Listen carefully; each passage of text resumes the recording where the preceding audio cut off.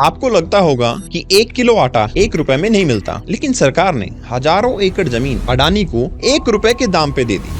1050 एकड़ जमीन 1 रुपए। 10 लाख पेड़ हैं और ये 10 लाख पूरे पेड़ काटे जाएंगे। यहाँ पर ये 10 लाख पेड़ काटे जाएंगे अडानी के नाम। लाठी चार्ज करके हटा देता है, बोलता है हटो निकलो यहाँ से, यहाँ तुम्हारा अभी काम नहीं है। क्या उनको भी कम पैसा मिला? जब इंडिया अपनी एनर्जी की जरूरत खुद से पूरी करने का सपना देखता है तो हमेशा इंटरनेशनल पावर्स किसी न किसी मीडियम से इंटरफेयर करती हैं, डर जाती हैं। बिहार इलेक्ट्रिक रेगुलेटरी कमीशन ने उन डेविएशंस को अप्रूव कर दिया। आपको लगता होगा कि 1 किलो आटा 1 रुपए में नहीं मिलता, लेकिन सरकार ने हजारों एकड़ जमीन अडानी को 1 रुपए के दाम पे दे दी। सवाल आपसे है कि ये 1 रुपया है मेरे पास, 1 रुपए में क्या मिलता है? आपका जवाब होगा कुछ नहीं मिलता है। लेकिन अगर सैया भय कोतवाल तो डर काहेगा। इसी हरिणकोला के आसपास इसी भागलपुर में सरकार ने 1020 एकड़ जमीन अडानी पावर ग्रुप को 1 साल के लिए 1 रुपए की लीज पर दी है। चलिए जानते हैं असली कहानी। यहाँ मैं जो भी बताऊंगा उसका प्रूफ एंड लिंक डिस्क्रिप्शन में मिल जाएंगे, आप जाके वेरीफाई कर सकते हैं। देखिए कहानी शुरू होती है 4 फरवरी 2025 से। बिहार सरकार ने इन प्रिंसिपल अप्रूवल दिया कि भागलपुर डिस्ट्रिक्ट के पीरपंती विलेज में 2400 मेगावाट मतलब 800 मेगावाट के 3 यूनिट का थर्मल पावर प्रोजेक्ट बनेगा। इस प्रोजेक्ट का मॉडल था टैरिफ बेस्ड कॉम्पिटिटिव बिडिंग। इसका मतलब है टेंडर निकाले जाएंगे, जो सबसे सस्ती बिजली सप्लाई करने का रेट देगा वही इस टेंडर में विनर होगा। और प्रोजेक्ट की इम्प्लीमेंटिंग एजेंसी बनी Bihar state power generation company limited. और प्रोजेक्ट को डेवलप करना था design, build, finance, own and operate model पे। मतलब ये है कि शुरू से एंड तक जिसको भी ये टेंडर मिलेगा वो इसकी पूरी जिम्मेवारी उठाएगा। इसके लिए मिनिस्ट्री ऑफ पावर के 2019 के गाइडलाइंस को फॉलो करना तय हुआ, पर कुछ डेविएशंस के साथ में। इसलिए 30 मई 2025 को बिहार इलेक्ट्रिक रेगुलेटरी कमीशन ने उन डेविएशंस को अप्रूव कर दिया। अब बिडिंग के लिए डॉक्यूमेंट फाइनल हुए और प्रोसेस ऑफिशियली स्टार्ट हो गया। रिक्वेस्ट फॉर क्वालिफिकेशन निकला और 4 बड़े प्लेयर्स उन्होंने अपना इंटरेस्ट दिखाया। 4 बड़े प्लेयर कौन से थे? Adani power limited, JSW energy limited, Lalitpur power generation company, Torrent power limited. और इन चारों ने टेक्निकल राउंड को क्वालिफाई कर लिया। और फिर आई असली लड़ाई, रिवर्स ऑक्शन। 16 जुलाई 2025 दोपहर 12 बजे डीप पोर्टल, डीप का मतलब है discover of efficient electric price, इस पे ई रिवर्स ऑक्शन स्टार्ट हुआ। यहाँ बीडर ने अपना टैरिफ कोट करते चले गए और रैंक होती गई लोवेस्ट से हाईएस्ट। ऑक्शन के रिजल्ट आप स्क्रीन पे देख सकते हैं। इन रिजल्ट्स के हिसाब से सबसे कम टैरिफ दिया अडानी पावर लिमिटेड ने 6.075 पर यूनिट, मतलब अडानी बन गए L1 बीडर। अब सरकार के सामने एक बड़ा सवाल था, प्लांट लगाने के लिए लैंड अलॉटमेंट। इसीलिए 5 अगस्त 2025 को बिहार कैबिनेट ने डिसाइड किया कि पीरपंती विलेज का लैंड अडानी को नॉमिनल लीज पर दिया जाएगा, जो कि सरकार पहले ही एक्वायर कर चुकी थी। और यहाँ डिसाइड हुआ कि रेट होगा 1 रुपीज पर ईयर के रेट से, और ये लीज रहेगा 33 साल तक। बट अब सवाल ये है कि यहाँ लोग क्यों नाराज हैं इस एक्विजिशन से? 1050 एकड़ जमीन 1 रुपए। लगभग कितने पेड़ होंगे? 10 लाख पेड़। 10 लाख पेड़ हैं और ये 10 लाख पूरे पेड़ काटे जाएंगे। TI के तहत रेट है 19 लाख। 19 लाख। आपको ये रेट मिला है?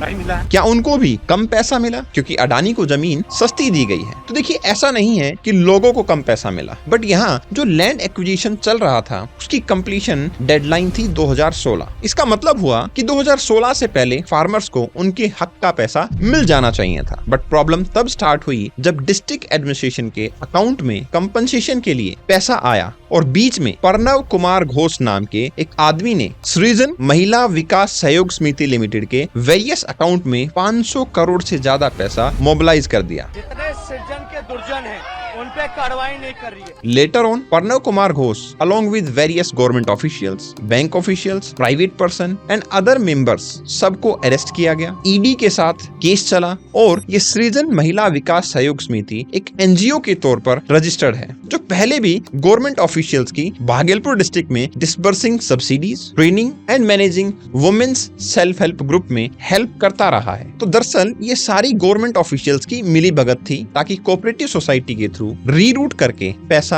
ऑडिटिंग से बचाया जा सके, क्योंकि इसमें बहुत बड़े लेवल पे लोग फंस गए थे, चाहे वो सरकारी अधिकारी हों, बैंक के कर्मचारी हों और NGO के मेंबर हों, और अलग अलग मल्टीपल केसेस फाइल हुए थे। इस वजह से अभी भी ये केस अंडर ट्रायल चल रहा रहा है। दूसरा, लोग इसलिए भी नाराज हैं क्योंकि लोगों को लगता है अडानी को इतनी सस्ती जमीन क्यों मिली है। तो दोस्तों, यहाँ मैं बताना चाहूंगा, ये जो लैंड अलॉटमेंट है ना, ये सिर्फ अडानी के लिए कोई स्पेशल फेवर नहीं है। अगस्त 2025 में बिहार कैबिनेट ने एक नया पैकेज अप्रूव किया था, Bihar industrial investment promotion package 2025, जो सबके लिए ओपन था। और आपने देखा भी कि पहले बिडिंग हुई फिर अलॉटमेंट। और इस पर्टिकुलर पॉलिसी के अंदर जो भी इन्वेस्टर क्वालिफाई करता है उसको लैंड सिर्फ ₹1 टोकन रेट पे मिल सकता है। और इसके रूल्स बहुत सिंपल थे। अगर कोई इन्वेस्टर 100 करोड़ रुपीस बिहार में इन्वेस्ट करेगा और 1000 जॉब क्रिएट करेगा, तो उसको 10 एकड़ फ्री लैंड मिलेगी अपना बिजनेस परस्यू करने के लिए। अगर इन्वेस्टमेंट 1000 करोड़ तक पहुंच जाए तो उसको 25 एकड़ तक फ्री लैंड मिलेगी। और कंपनी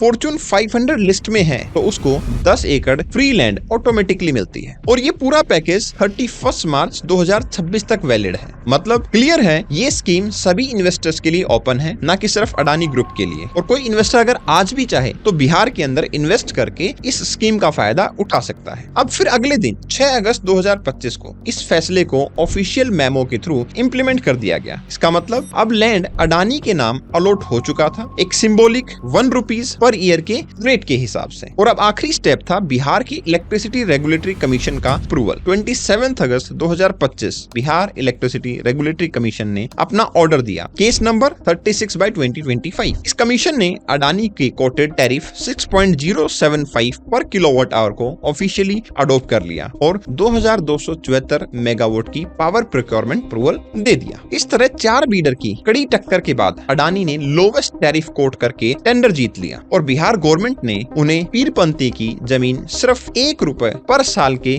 लीज पे दे दी। ये कॉन्ट्रैक्ट 33 इयर्स तक चलेगा। पर दोस्तों, ये सिर्फ एक अलॉटमेंट की कहानी नहीं है। सोचिए, जैसे जैसे इंडस्ट्रियलाइजेशन, अर्बनाइजेशन और पॉपुलेशन ग्रोथ बढ़ रही है, वैसे वैसे इंडिया की एनर्जी डिमांड भी तो तेज होगी ना। जैसे आज हमारी एनर्जी नीड है लगभग 250 गीगावाट। 2031 तक ये बढ़ के हो जाएगी 400 गीगावाट और 2047 तक ये डिमांड होगी 700 गीगावाट। इसलिए चाहे अडानी हो, JSW हो या कोई और, सस्ते में लैंड अलॉटमेंट और बड़े पावर प्रोजेक्ट एक जरूरत बन जाएंगे, क्योंकि बिना पावर के भारत का इंडस्ट्रियल और इकोनॉमिक फ्यूचर रुक जाएगा। लेकिन सवाल ये बनता है, जब इंडिया अपनी एनर्जी की जरूरत खुद से पूरी करने का सपना देखता है तो हमेशा इंटरनेशनल पावर्स किसी न किसी मीडियम से इंटरफेयर करती हैं, डर जाती हैं, जिसके कारण रियल रिपोर्ट्स की बजाय फेक न्यूज फैलाना शुरू कर देती हैं। और इसका प्रूफ आप अभी आगे देखोगे। दरअसल ये एक बहुत छोटा सा हर्डल था एक पावर प्रोजेक्ट में। इससे कहीं ज्यादा बड़े गेम तो ईयर 2023 में अडानी पावर के साथ खेला गया था। दरअसल 2023 में 27 जनवरी को अडानी एंटरप्राइज ने अनाउंस किया था कि वो इंडिया का सबसे बड़ा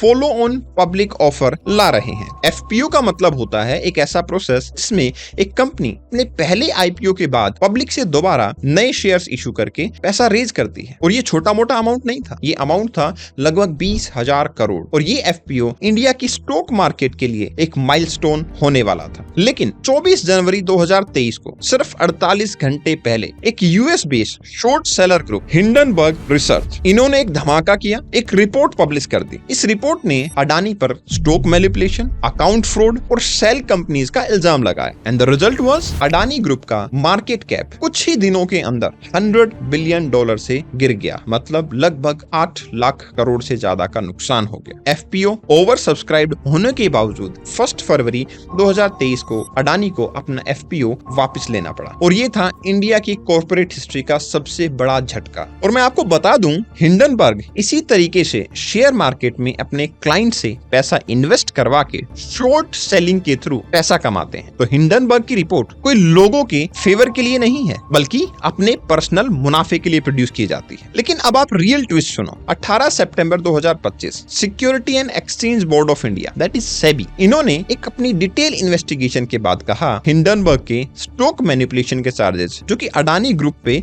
2023 के अंदर लगाए गए थे वो जीरो और खारिज किए जाते हैं, वो प्रूव नहीं हो पाए। और सिर्फ 2 दिनों के अंदर ही अडानी ग्रुप के शेयर का धमाका हुआ। 1.78 लाख करोड़ का वैल्यूएशन फिर से बढ़ गया और इसका सीधा असर सरकार पे भी आया। क्योंकि अडानी के टैक्स पेमेंट 27% से बढ़ गए फाइनेंशियल ईयर 2025 में in comparison to the previous year. मतलब सरकार की रेवेन्यू कलेक्शन में भी बूस्ट होता हुआ नजर आया। यहाँ एक बड़ा सवाल है, क्या हिंडनबर्ग का टारगेट सिर्फ अडानी और इंडिया ही रहता है? तो ऐसा नहीं है। जब कतर ने फीफा वर्ल्ड कप 2022 होस्ट करने की तैयारी की, तब भी सडनली हिंडनबर्ग ने उनके सॉवरन वेल्थ फंड और प्रोजेक्ट पर करप्शन और मैनिपुलेशन के इल्जाम लगा दिए थे। इसी तरह लैटिन अमेरिका के कुछ रिन्यूएबल एनर्जी और माइनिंग कंपनीज पर भी इन्होंने रिपोर्ट्स डाली। पर ध्यान दो, आज तक हिंडनबर्ग ने अमेजोन, गूगल, एप्पल, माइक्रोसॉफ्ट जैसे यूएस टेक जाइंट्स पर कभी भी एक भी डिटेल रिपोर्ट पब्लिश नहीं की है। क्या ये एक कोइंसिडेंस है या सोची समझी साजिश?